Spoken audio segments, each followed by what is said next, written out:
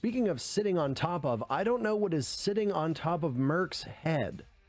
What is that? That is an interesting contraption of some sorts. I'm not entirely... It's probably like really cold or something. I couldn't possibly begin to tell you what that is, but it is. Hopefully at some point we will get an answer. Anyway! June 23rd, 2021. Playday 3 of the NAL Stage 2. For the first match of the day, we have TSM versus Dark Zero on Cathay. Going into this match, TSM and Dark Zero were the top two teams in the NAL.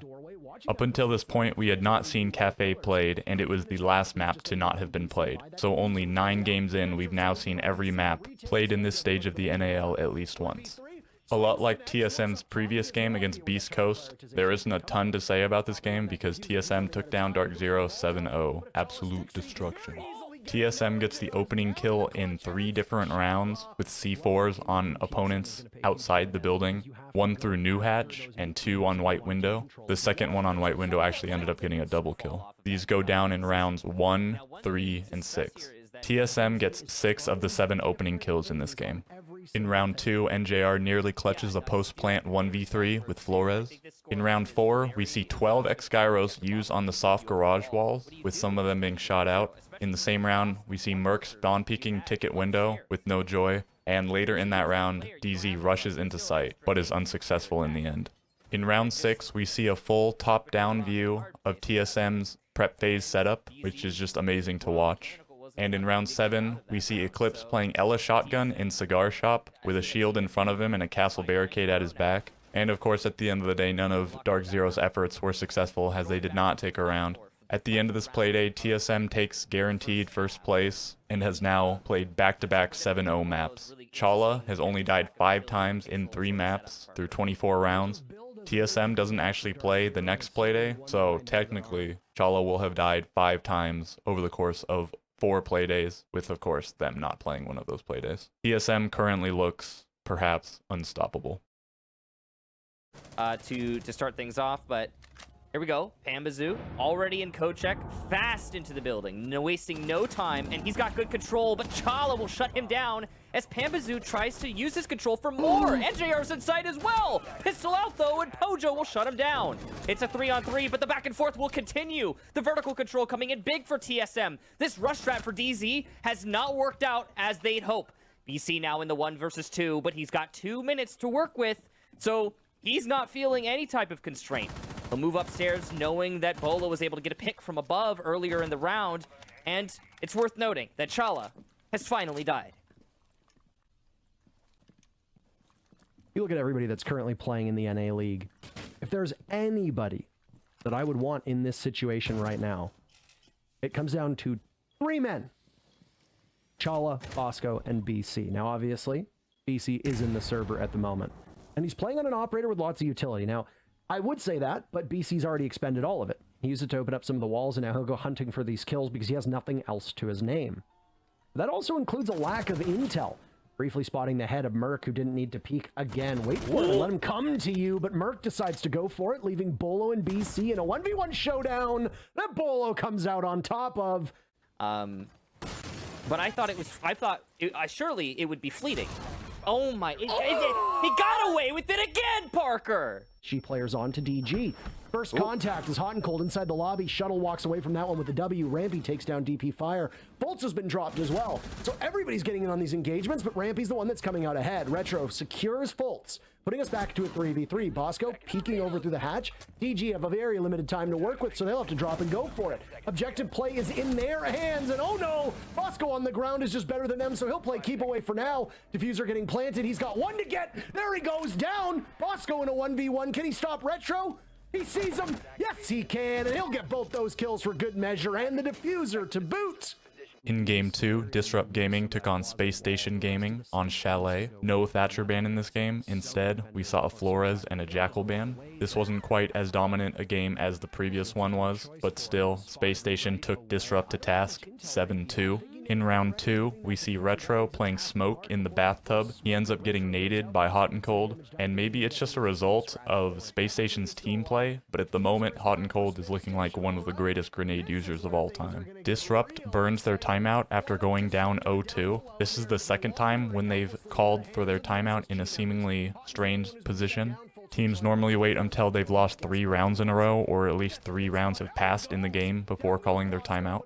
But Disrupt must have felt like they really needed to get back on track after only 2 rounds. When attacking the top floor bomb site, Space Station seems to favor a Solarium side take. In round 3, we see a failed mid-round site rush come out from Space Station. In round 5, Thinking Nade plants the diffuser in a 5v5 situation. Iconic gets close to clutching it, but can't quite do it in time.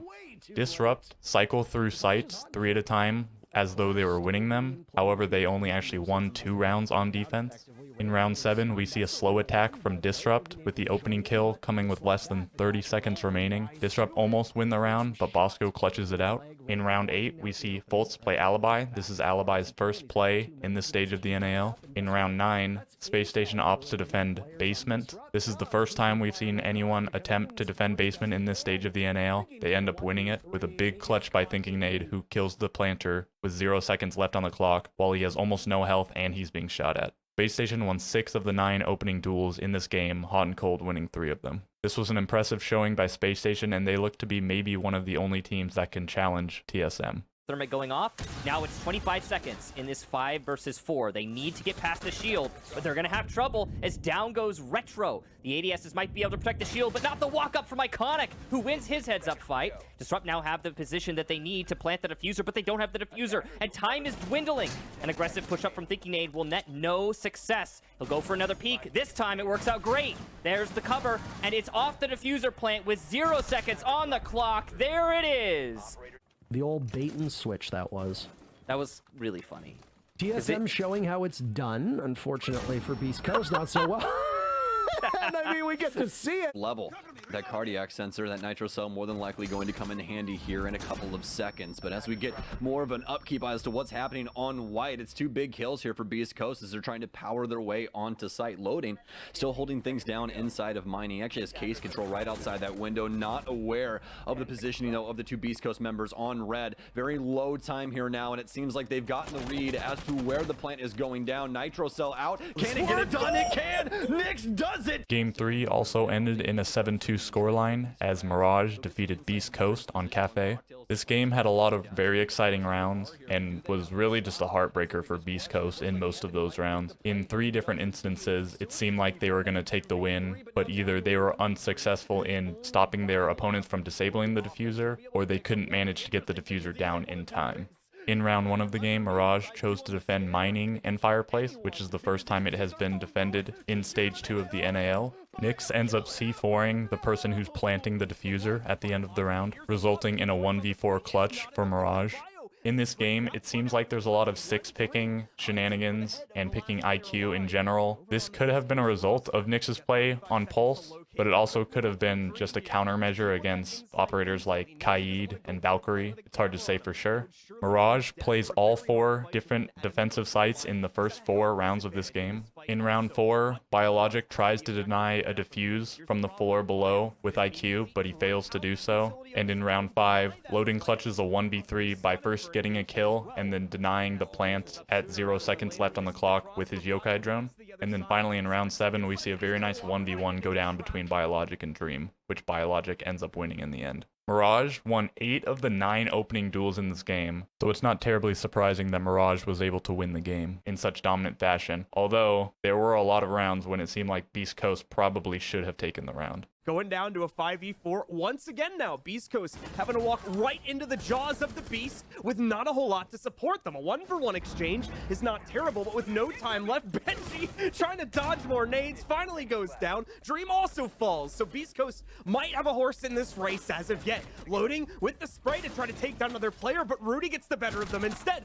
Loading denies further action by Sippin, and here comes the utility denial. He's got the angle for it. He shoots the second off as well. Thomas has his head on a swivel trying to find something to shoot at, but he just can't get it done. He might actually deny the plant right here. Kansan actually killed his teammate. Right. Thomas, knife it!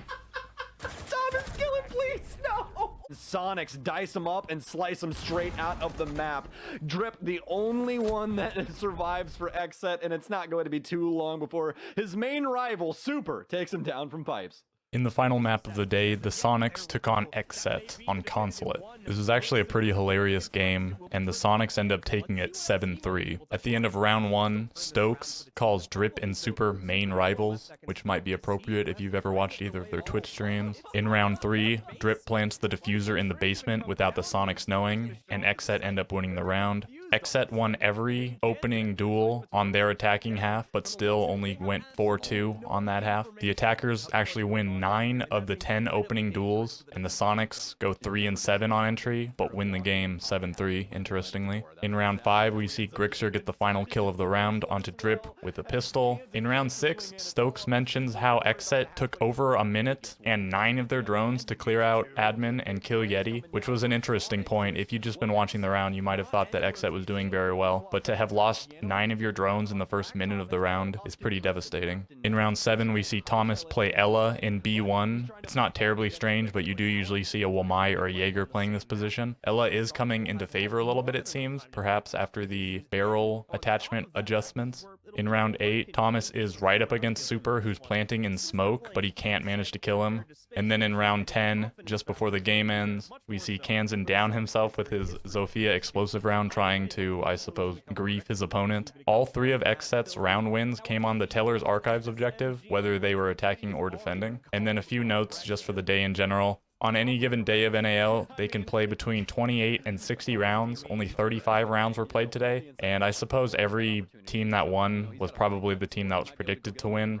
And then finally, after today, there are no more ties in the standings. We have an established 1 through 9, and they are in order: TSM, Space Station, Mirage, Dark Zero, Sonics, Disrupt, Oxygen, Beast Coast, and XSET.